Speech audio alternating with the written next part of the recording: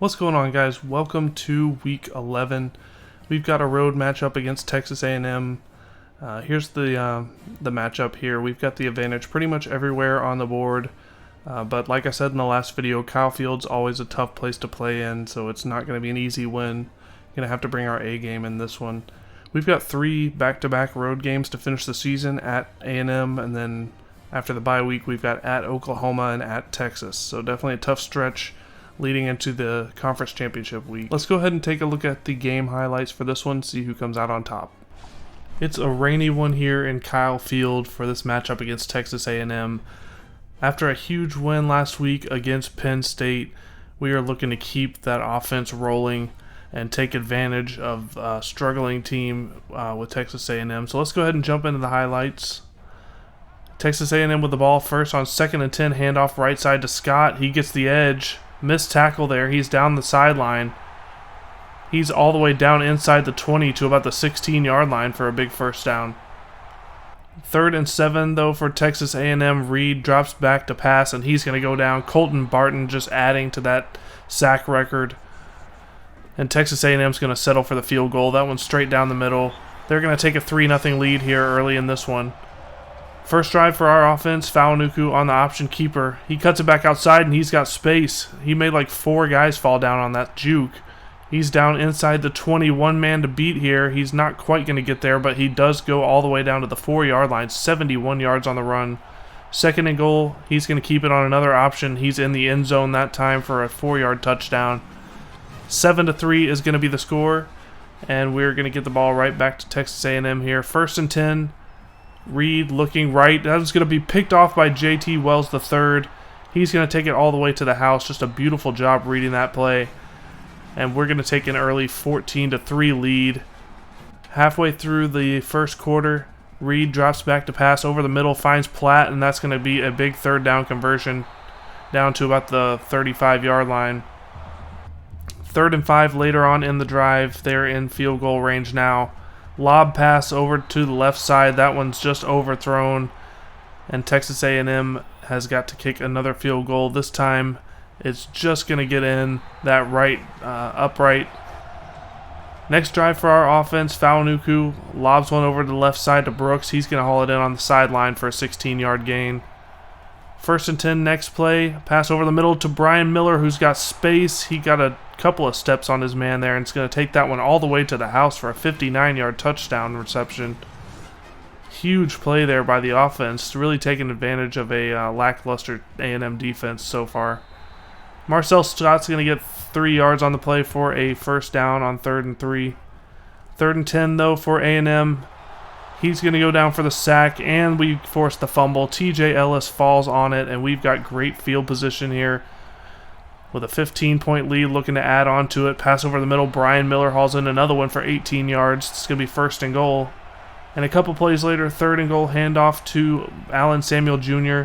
He's going to be stopped up just shy of the goal line. And on 4th and goal, we're going to go for it. Bubble screen out to Justin Brooks, but he's going to get stopped in the backfield for a loss. So we turn it over on downs. 3rd and 7. We are able to get the stop inside their own 10.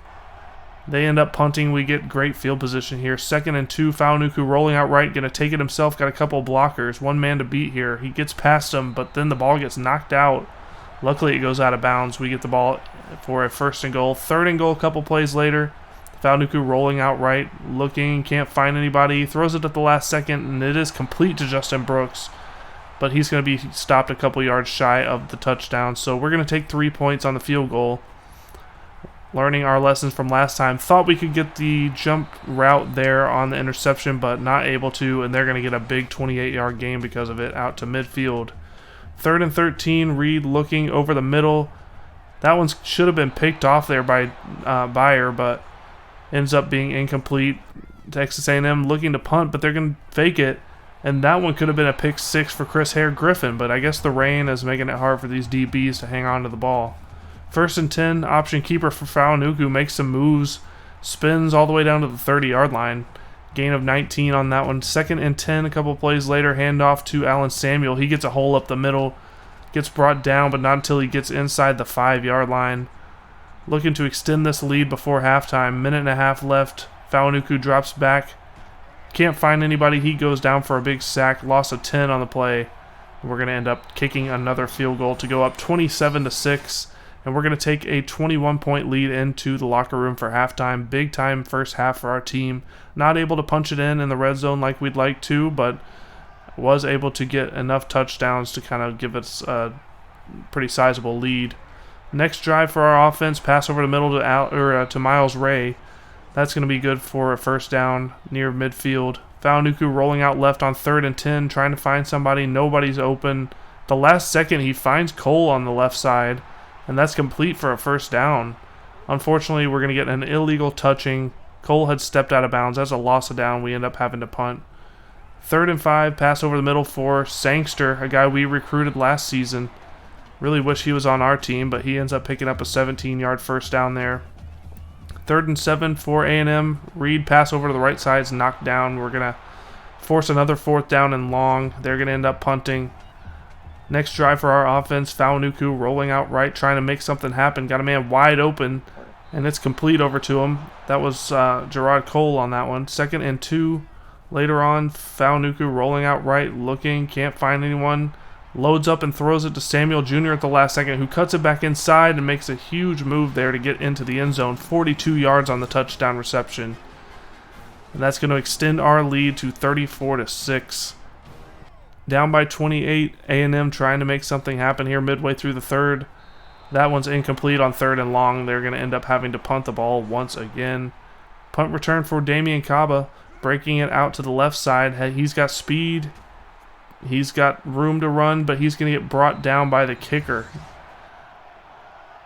Right inside the 20-yard line. Next drive for our offense, pass over the middle to Cody Urban. Perfect ball there by Faunuku for his 3rd touchdown toss of the game, extending our lead to 41-6. Next drive for A&M, pass over the middle to Sangster.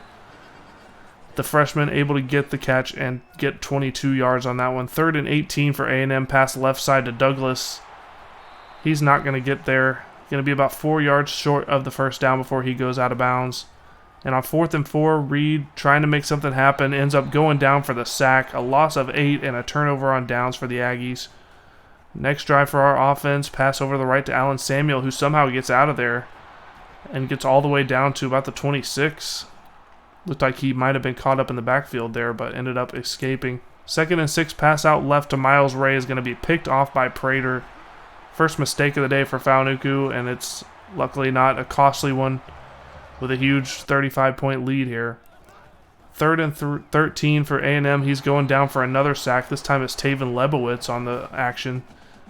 Micah looking on 2nd and 9. That one's going to get picked off by Tuttle. Couldn't quite get the angle there on the comeback route for Brian Miller.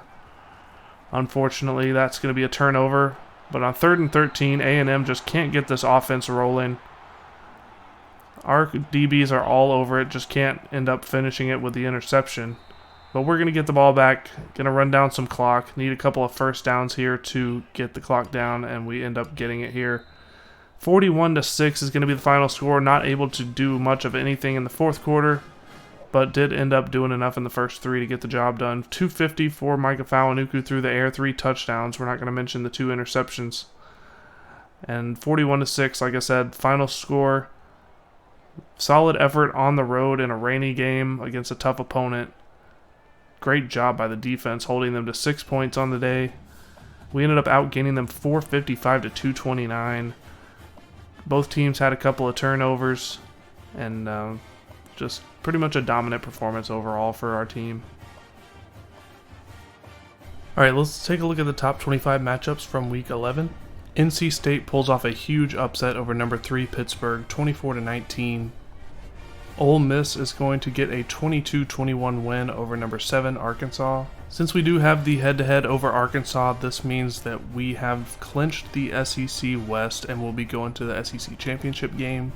Number 11 Utah is going to fall to West Virginia 36-34, which makes our chances of getting revenge against them in the playoffs a lot less likely. Number 10 Penn State gets a 31-28 win over number 6 Ohio State.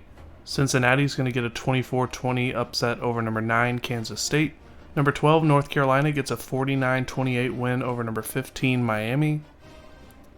Number 1, Clemson goes to 9-0 with a 28-13 win over number 14, Florida State. Number 17, Central Michigan is going to lose their first game of the season, 38-21 to Western Michigan. So that's going to do it for Week 11. 4 of the top 10 teams have fallen this week. We're going to go ahead and move on to Week 12. So headed into Week 12, our bye week, Micah Fawanuku, after missing 3 games earlier in the season, maybe 4, can't remember, he has made his way onto the Heisman list at the number 5 position, so something to keep an eye on throughout the rest of this season. So no updates for recruiting here moving into Week 12. Let's go ahead and take a look at the top 25 matchups for our bye week. Cincinnati is going to pull off a 42-39 upset over number 18 Utah. Virginia Tech upsets number 12 Pittsburgh 34-10. Louisville gets the upset over number 22 Miami 48-18. Maryland's going to take down number 11 UCLA 31-30. Number 13 Wisconsin takes down number 20 Iowa 45-30. Number 10 Minnesota takes down number 4 Michigan 39-35 with a 15-0 score in the fourth quarter. And that's going to be it for this week's top 25 matchups. Going to go ahead and move on to Week 13. So headed into Week 13, we actually do get a couple of commitments here from, firstly, Jaron Ali, 72 overall wide receiver out of Atlanta, 6'2", 205, 4-star guy scouted down from a 77 to a 72, which is not great, but he does have decent receiving stats and pretty good speed. So he'll probably end up getting some playing time at some point. We also got a commitment from Andrew Jefferson, 68 overall, offensive guard, 3-star guy, 6'4", 290. Not the greatest stats, but pretty good pass blocking, and strength is average, so maybe he'll develop into a nice piece at offensive line. And that's going to do it for this week's video. Going to be playing on the road against Oklahoma in tomorrow's video. They're struggling on the season 4 and 5. Hopefully we can take advantage, although we are on the road. So go ahead and hit the like button, subscribe if you haven't already, and we'll see you guys tomorrow for this matchup.